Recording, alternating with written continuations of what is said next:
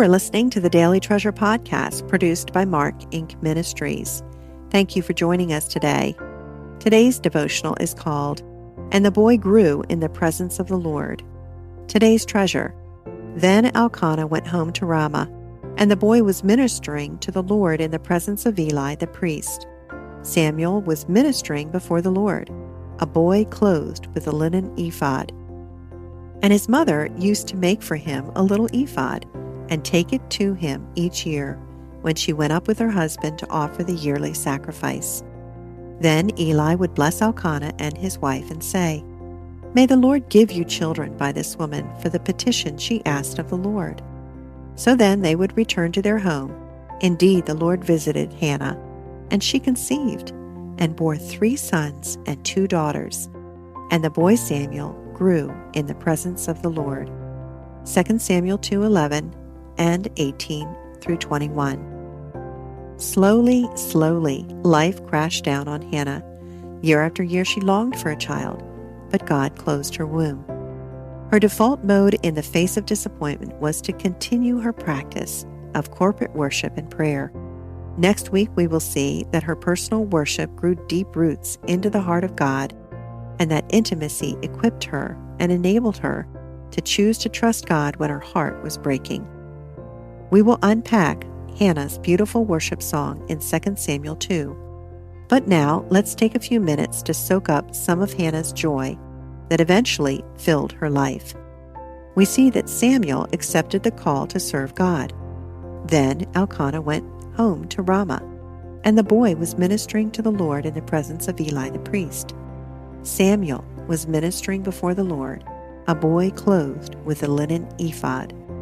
2 Samuel 2:11 and 18. We also see that Hannah did not turn over her boy to Eli and forget him. No, every year she carefully created a little robe for her boy and delivered it to Samuel when she traveled with her family to Shiloh for their annual worship pilgrimage. During those visits, Eli blessed Hannah and asked the Lord to bless Elkanah and her with more children. Then Eli would bless Elkanah and his wife and say, "May the Lord give you children by this woman for the petition she asked of the Lord." So then they would return to their home. 2 Samuel 2:20. We don't know how long the Lord waited, but he gave Hannah the desires of her heart. Indeed, the Lord visited Hannah, and she conceived and bore 3 sons and 2 daughters. And the boy Samuel grew in the presence of the Lord. 2 Samuel 2:21. Hannah's life overflowed with children that she knew God gave to her. I see such treasures in the births of these 5 children.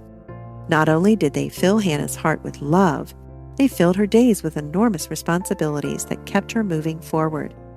I think every mother can relate to the joy Hannah must have experienced as she looked into the eyes of each newborn little child. It's not hard to imagine her singing joyful songs of praise and thanksgiving after each birth. It's in the darkness that we often experience some of the greatest treasures. We don't know why God closed Hannah's womb, yet we see her faith deepen. We watch as God in mercy opens her womb and places in it a little baby that would one day serve God's people as a faithful and godly priest. Hannah's son would be a stark contrast to the worthless sons of Eli. As a little boy, Samuel heard God speak to him, and one day Samuel would anoint David as God's chosen king. Hannah's broken heart drove her to lament before her God. What incredible trust we see that she has in him, to vow to give her firstborn son to God. Out of the darkness came the priceless treasure. Out of Hannah's womb, God brought a man who would communicate God's truth to his people. In the darkness, God gives us treasures that help turn our hearts toward him and remind us that he calls us by name. During a very rocky road in my own life pilgrimage, Hannah's story encouraged me to embrace the truth that God is sovereign and I can trust him. Hannah calls back to each of God's children that he hears our cries and he responds with mercy. Thank you so much for joining us for this Daily Treasure podcast. And I am so eager to introduce you to another resource that I know is going to encourage and equip you to walk by faith. And that's our Help and Hope podcast and a conversation that I had with Andrea Herzer, a woman who is well acquainted with long-term debilitating health issues, having spent the last 20 years with multiple illnesses, including regional pain syndrome and non-Hodgkin's lymphoma. She is our guest in this special podcast. There were numerous times that Andrea experienced moments of hope only to have it dashed by another diagnosis, another setback. Certainly her heart was a fertile place for bitterness and anger to grow. And yet, friends, in Andrea, you are going to meet a woman who discovered incurable faith and a longing to share that pathway to life with others, suffering from pain and life-debilitating diagnoses. Make sure you go to helpandhopenow.org, that's helpandhopenow.org, and check out my conversation with Andrea Herzer. It's called Faith That Doesn't Quit.